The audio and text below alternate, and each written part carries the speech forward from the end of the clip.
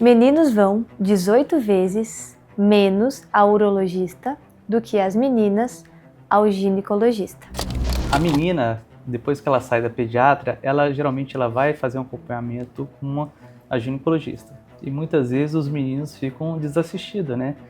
E eles vão sendo levados até a adolescência, muitas vezes coleguinhas vão tirando dúvida, internet, mas a gente sabe que é importante a gente ter essa avaliação da criança desde o nascimento, né? Que a gente tem algumas doenças, por exemplo, com a não descida do testículo, que a gente chama de criptoquerdia, a gente tem grau de fimose, que muitas vezes é cirúrgico. Hoje nosso convidado é Dr. Gustavo Calais. Ele possui graduação em Medicina pela Unifeso Teresópolis. Além disso, residência médica em Urologia pelo Hospital Central da Aeronáutica. Atua em Urologia, terapias hormonais e emagrecimento. O seu protocolo Calais é bastante completo e eu vejo que ele integra tanto a alimentação quanto os fitoterápicos. Eu vejo que você faz esse equilíbrio, porque querendo ou não, é uma soma de fatores que vai repercutir num bom resultado. O protocolo Calais ele foi desenvolvido numa ideia da busca otimizada, integrativa da nossa fisiologia, né?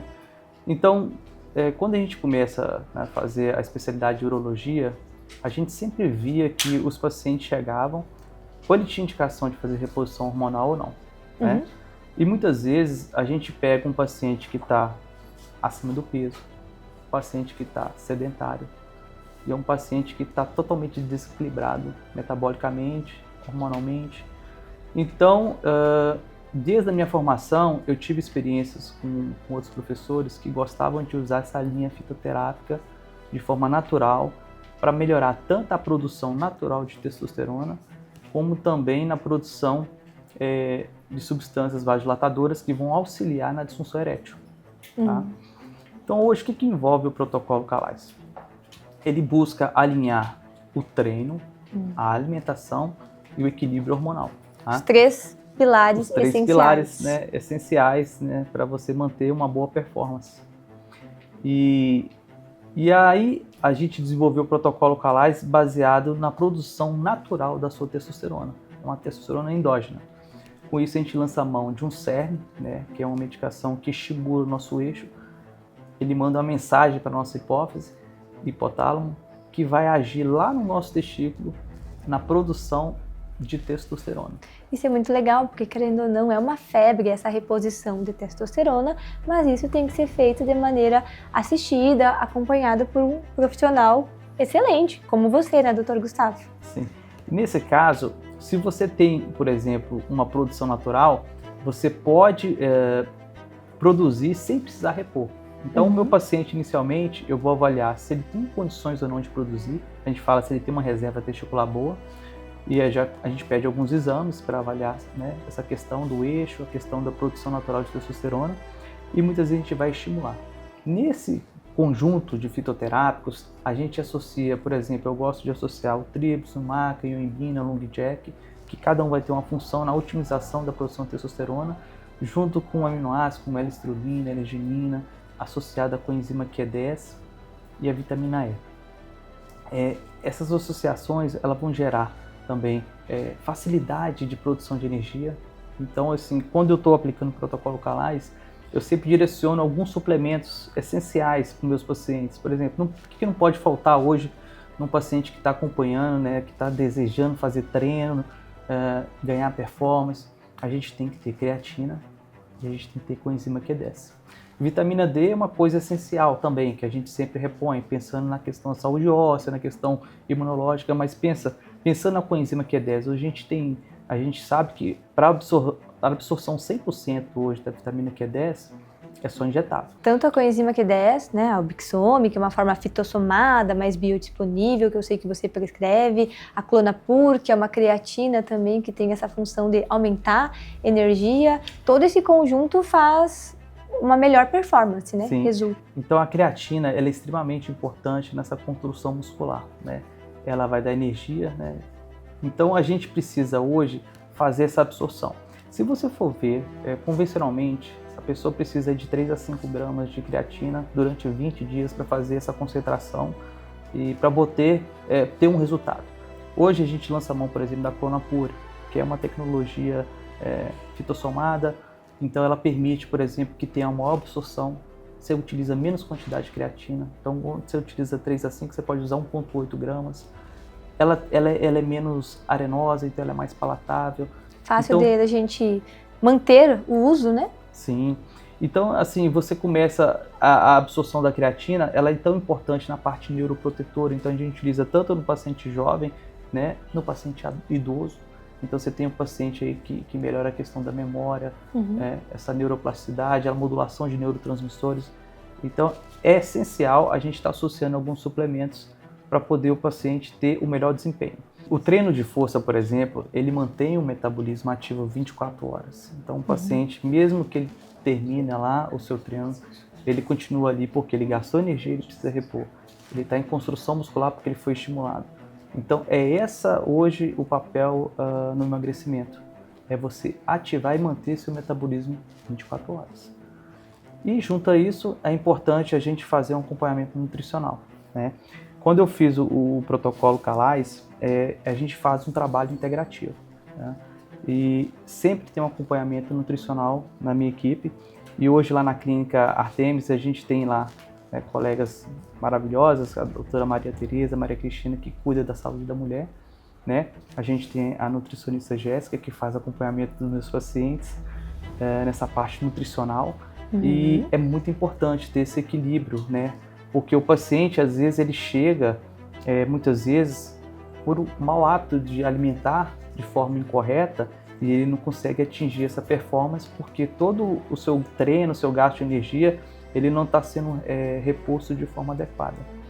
E, sem falar, às vezes o paciente também tem um consumo mais exagerado de bebida alcoólica. A gente está no Mato Grosso aqui é muito comum ter consumo de carne, né, muitas festas, então a gente tenta conscientizar o paciente como a bebida também pode impactar nesses nossos resultados, porque às vezes a gente consegue o paciente fazer ele treinar de forma adequada, alimentar de forma adequada, mas chega o final de semana, às vezes exagera um pouco nessa questão da bebida. A gente também tenta trazer o paciente para essa questão de manter sempre o foco, né, no projeto.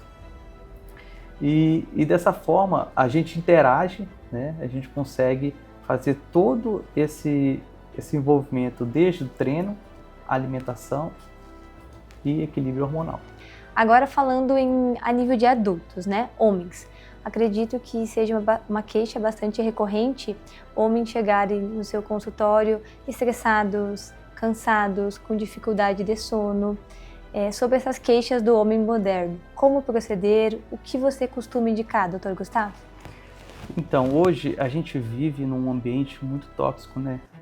Tudo é muito corrido, a gente tem uma sobrecarga de trabalho, familiar, então a gente acaba gerando esse estresse, impacta muito sobre nossa adrenal, que é uma glândula tão importante que ela produz o cortisol. E a gente tem um eixo lá no cérebro, né, que a gente fala hipotálamo hipófise, que vai regular essa produção de cortisol. Então, o paciente, quando ele está estressado, ele vai ter um aumento de cortisol. E muitas vezes ele vai ter aquela cansaço, aquela fadiga. Às vezes o paciente ele vai sentir um desejo compulsivo por sal, por doce. E muitas vezes ele vai faltar uma certa energia, né? Então, o paciente às vezes fala, doutor, estou bem, mas ainda estou cansado. Muitas vezes a gente tem que fazer essa investigação da nossa adrenal e ver como é que está o cortisol. Eu acompanho o seu trabalho pelas redes sociais e também como farmacêutica da farmácia e vejo que você sempre está estudando, indo a congressos e está sempre muito atualizado. Você tem algum protocolo para os seus pacientes? Enfim, me fala um pouco sobre sua conduta médica. Então, hoje eu gosto muito dessa linha mais fitoterápica, uma linha mais natural. Todos os meus protocolos, eles são buscando um equilíbrio fisiológico. Então, tudo que a gente puder fazer de forma natural, a gente está sempre tentando fazer essa adaptação. Então, por exemplo, quando a gente fala do estresse, eu gosto muito de utilizar hoje a ashwagandha, que é um fitoterápico, um adaptógeno, né? E a gente tem hoje o Prolansa, que é uma medicação com a tecnologia mais moderna, que ela permite uma absorção melhor da ashwagandha, ela tem uma meia-vida mais longa. Então imagine você tomar uma medicação uma vez por dia, e ela fica ali entre 8 a 12 horas, né? Traz facilidade, né? Sim, e o paciente ele mantém esse equilíbrio durante o dia todo. Então, ela vem como? Ela vem atuando no eixo, né? Hipotálamo e hipófise, para reduzir essa produção, essa modulação do cortisol, para o paciente reaver aquele equilíbrio de energia, de cansaço, de fadiga, né? Sem falar na função neuroprotetora também que ela desempenha. E agora também, nós estamos em novembro, o Novembro Azul. Para os seus pacientes do sexo masculino, qual seria a mensagem, né, que você gostaria de deixar para a gente fechar nosso podcast com chave de ouro? Hoje em dia, muitas vezes o homem tem um tabu, né, de procurar um urologista. Só que a gente às vezes fica deixando sempre, quando a gente fala assim, estou sentindo alguma coisa, eu vou no médico. E hoje, falando do câncer de próstata especificamente, talvez é um dos cânceres mais silenciosos que existe. E ele tem que ser feito o diagnóstico não baseado nos sintomas, mas como aquele achado que você faz regularmente de acompanhar um paciente todo ano, pedir um check-up, pedir a parte do PSA, fazer um toque, pedir ali uma ultrassom da próstata. E em algum momento você vai ver identificar alguma alteração em que você vai complementar essa investigação, seja fazendo uma biópsia, seja fazendo um exame de imagem, que hoje a gente tem recurso aí da ressonância multiparamétrica que nos direciona para aqueles casos que a gente fica na dúvida, ou até mesmo complementa para você não fazer biópsias desnecessárias. Por que eu estou falando da biópsia? Porque hoje a biópsia é a única forma de você chegar a um diagnóstico de câncer de próstata. E o câncer de próstata, apesar de ser um câncer mais frequente no homem, né, a segunda causa de câncer mais frequente, só perde para o câncer de pele, ele é uma doença hoje muito bem estudada. Então a gente tem uma série de recursos hoje para conduzir um paciente com câncer de próstata. Desde aquele paciente, por exemplo, que tem acima de 60 anos, você faz uma biópsia, deu um câncer de baixa agressividade, com poucos fragmentos, você pode fazer uma vigilância ativa, que é aquele paciente que vai, mesmo com o diagnóstico, a cada 3 meses ele vai no seu consultório, fazendo o PSA, e uma vez a cada 1 ou 2 anos você faz uma biópsia. Se ele manter estável, ele pode adiar uma cirurgia. Nossa, então eu tenho legal. pacientes que acompanham comigo há 5 anos, né, com um câncer que a gente fala Gleason 6, que é um câncer de baixo risco de metástases, e ele está adiando essa cirurgia. Ele curou? Não, mas a doença está ali quietinha, dormente, talvez tem pacientes que vão morrer com essa doença, tem outros que nunca vão desenvolver. E ao mesmo tempo, hoje a gente tem outras alternativas, né? A gente tem, por exemplo, a cirurgia convencional, a gente tem a cirurgia laparoscópica, a gente tem a robótica que cada dia mais está desenvolvendo, e com isso a gente consegue evitar toda essa questão de efeitos indesejáveis da cirurgia, como diminuir a questão da disfunção erétil, da incontinência transitória. Então os recursos hoje cirúrgicos, eles vieram para facilitar e melhorar a qualidade de vida do paciente. E, além disso, a gente tem aqueles pacientes que, talvez numa fase da vida acima de 70 anos, que tem um diagnóstico, que precisa, teoricamente, fazer uma cirurgia, mas aí você tem que avaliar toda a questão da sobrevida. Você tem opções como radioterapia, bloqueio hormonal, que o paciente vai ter uma sobrevida de 10 a 15 anos, dependendo do estágio da doença, e vai deixar também de fazer a cirurgia. Mas hoje o padrão ouro ainda continua sendo a cirurgia, né, padrão, e cerca de 90% dos pacientes que são submetidos à cirurgia, né, no estágio inicial da doença, 90% tem chance de cura. Nossa. Então, assim, por mais que seja um câncer bem incidente, a gente tem bastante recursos hoje para lidar com ele. E o que eu falo para as pessoas que o maior tratamento do câncer de próstata hoje é a prevenção.